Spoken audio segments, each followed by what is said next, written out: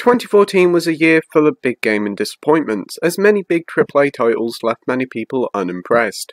But one game that did surprise was Shadow of Mordor, a very fun action RPG based in the world of Lord of the Rings. And now after 3 years, we're finally receiving a sequel in Shadow of War, and this time it's a much bigger affair.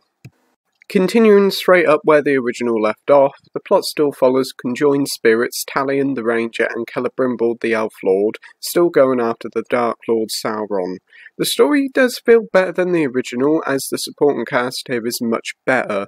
The standout character here has to be Shelob, a huge spider that can turn into an attractive woman. Overall, the story is decent and well acted, though it isn't really nothing special, but it does pick up near the end. But I will say those who are a big fan of the works of Tolkien will probably be groaning, as it is at odds with the lore. Anyway, on to the gameplay now, and thankfully nothing much has changed here, as the original game was brilliant to begin with. The game still does feel like a mix of Assassin's Creed and the Batman Arkham games, and that's no bad thing.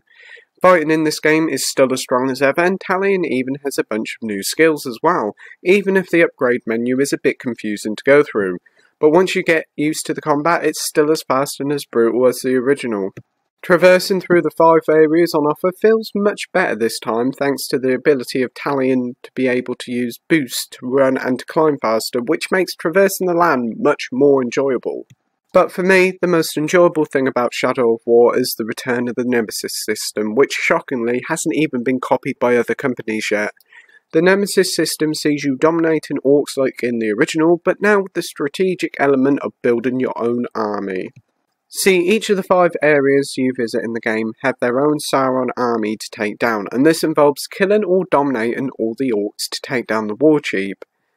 Taking down these war chiefs sees you and your chosen orcs breaking into the war chief's castle, and sees you capturing various points, which ends up with a fight with said war chief.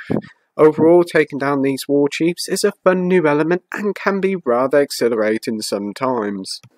The Nemesis system continues to amaze us, as each orc have their own personality. Some of them can actually be quite funny, so it is a shame to kill them.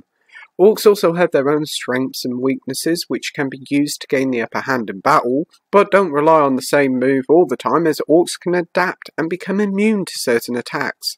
It's very impressive stuff, and it does make each and every orc feel real. It's certainly a big step up from the original, and does show that the Nemesis system is one of the best gaming mechanics going around. Hunting orcs and trying to build your own army is so fun, it's just a shame that the story missions are a bit boring in comparison. Most of these story missions see you either rescuing soldiers, fighting orcs, or following an NPC around. It's all fairly simple stuff. That being said, the boss battles have seen huge improvements and actually feel like boss battles this time around and not a load of QTEs like the last game. Shadow of War, like most open world games these days, features loads of extra side content like various collectibles to find, towers to climb, special challenge levels and various other things, and collecting them all can add quite a few more hours to the runtime. So it shouldn't come as a surprise to hear that Shadow of War is a long game. The game is split into 4 chapters, and the game will take you upwards of 50 plus hours to see the real ending. See, once you complete the 3rd chapter, the game kinda ends, but to see the game's proper ending, you have to go through the post-game chapter, the Shadow Wars. This is a 10 to 15 hour slog of protecting your forts against wave after wave of ever harder armies. See, protecting your fort isn't bad the first couple of times, but when it's the 20th time it gets incredibly boring and feels like a lazy and cheap way to make the game longer. If I was you, I wouldn't bother playing through the Shadow Wars unless you want to get the Platinum Trophy. If you're so desperate to see the game's proper ending, save yourself hours of grinding and watch it on YouTube. Now time to talk about the most controversial element of Shadow of War, the microtransactions.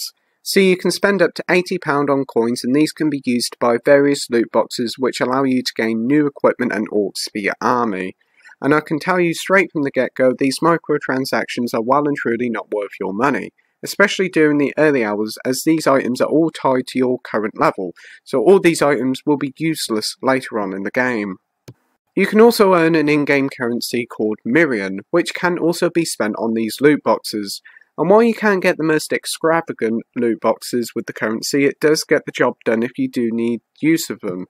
But in all honesty, the loot boxes in this game are the most pointless and blatant money-making scheme I've ever seen in a video game. Seriously, shame on you, Warner Brothers. Graphics now, and Shadow of War looks great on the PS4 Pro with a nice little boost in visuals compared to the base PS4. Each of the 5 game areas do look great, and as you play in motion with loads of orcs on the screen with explosions going off, the frame rate does keep up very nicely. Conclusion time now, and Shadow of War is a brilliant sequel to the 2014 original. Featuring much more to do and a much more fleshed out Nemesis system, there's a lot to like about this game. It's just a shame that the stupid push for loot boxes in a single player game ruins the experience, and to hide the game's true ending behind a 10 to 15 hour grind is a joke.